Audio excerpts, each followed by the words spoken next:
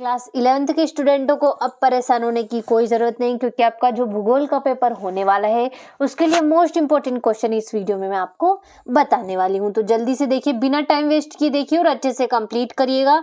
तो देखिए, full solution के साथ लेकर आई हूँ, 4 सेटों में है, तो ए सेट आपका कंप्लीट हो चुका है। इस वीडियो में आपको आपका बी सेट बताने वाली हूँ। तो देखिए, हमारा पहला प्रश्न है।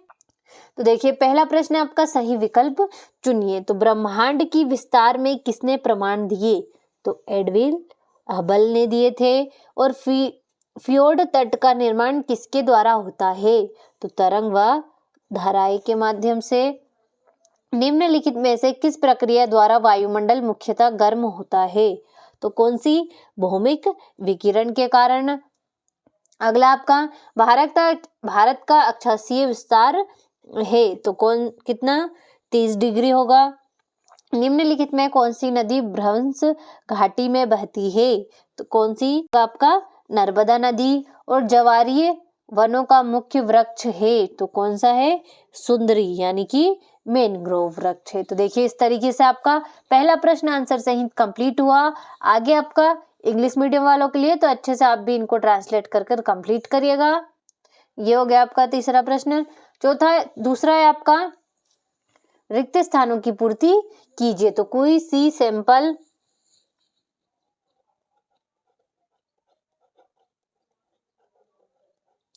अमेरिका देश की भूगोलवेत्ता है और वृहद संचलन में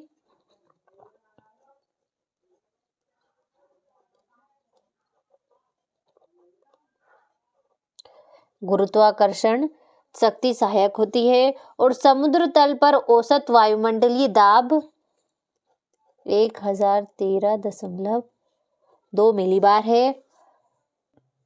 और अगला आपका,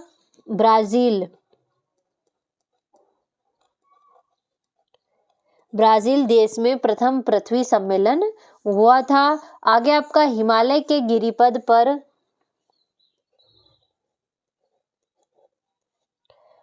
पर्णपाती वन पाए जाते हैं। और कर्नाटक राज्य में पूर्व मानसून वर्षा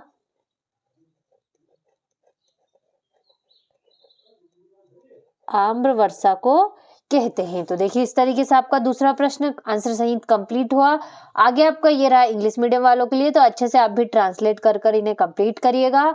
आगे है, तो देखिए, तीसरा प्रश्न आपका, सही जोड़ी बनाइए। तो स्थल मंडल, तो इसका होगा भूपर्पटी व मेटल का ऊपरी भाग। आगे आपका अंतर्जनिक बल, तो इसका होगा आपका भू आकृति निर्माण। पृथ्वी का कंबल, तो किसे कहते हैं? जलवाष्प। और भारत का क्षेत्रफल, तो 32.8 लाख वर्ग किलोमीटर होगा। और लूनी नदी, तो इसका होगा आपका राजस्थान में। तो देखिए, इस तरीके से आपका तीसरा प्रश्न भी कंप्लीट हुआ। ये रहा आपका इंग्लिश मीडियम वालों के लिए, तो अच्छे से ट्रांसलेट कर कर आप भी कंप्लीट करिएगा। अब देखते हैं हमारा चौथा प्रश्न, जो कि है, एक वाक्य में उत्तर लिखिए। तो भूकंप मापी यंत्र को क्या कहते हैं? तो इसको कहते हैं आपको सिस्मोग्राफ।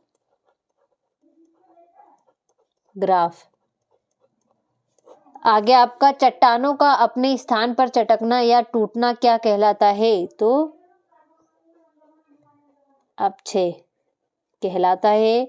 और कौन सी गैस मुख्य रूप से ग्रीन हाउस प्रभाव के लिए उत्तरदायी है? तो कौन सी गैस होगी? Carbon dioxide.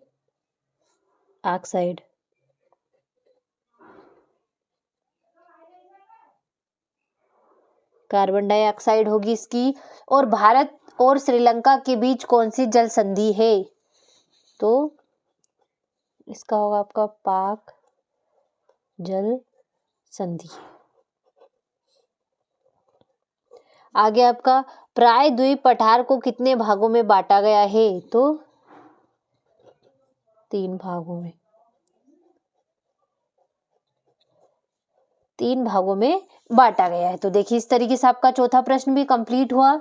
ये रहा आपका इंग्लिश मीडियम वालों के लिए, तो अच्छे भी से इन्हें ट्रांसलेट कर कर कंप्लीट करिएगा। आगे आपका देखिए, पांचवा प्रश्न आपका, सत्य सत्य लिखिए। तो द्वैतवाद भूगोल की एक प्रमुख विशेषता है, तो सत्य होगा। निहारिका परिकल्पना गणितज्ञ लाप्लेस ने प्रस्तुत की है, तो ये आपका सत्य होगा। खुले महासागरों में सबसे अधिक लवणता कर्क और मकर रेखा के पास मिलती है, तो ये भी सत्य है। विषैले रसायनों के उपयोग से पर्यावरण प्रदूषित होता जा रहा है, तो सत्य होगा। भारत के मध्य से कर्क रेखा गुजरती है, तो सत्य होगा। अरब सागर का समुद्री जलमार्ग मुंबई को श्रीलंका से जोड़ता है, तो ये भी आपका सत्य होगा। तो देखिए इस तरीके से आपका 5वां प्रश्न कंप्लीट हुआ। ये रहा इंग्लिश मीडियम वालों के लिए, तो अच्छे से कंप्लीट करिएगा। छठा प्रश्न आपका भौतिक भूगोल क्या है, जल वाष्प किसे कहते हैं, जैव विविधता क्या है। देखिए इस तरीके से मोस्ट इंपोर्टेंट क्वेश्चन है, इनको अच्छे से देखिएगा और स्क्रीनशॉट लेकर कंप्लीट करिएगा। ये हो गया आपका 13वां प्रश्न, 14वां हो गया, 15वां। इस तरीके से इन प्रश्नों का आप अच्छे से स्क्रीनशॉट लेकर कंप्लीट करिए। ये हो गया आपका 18वां प्रश्न, अपर्दन व अपक्षय में अंतर स्पष्ट कीजिए।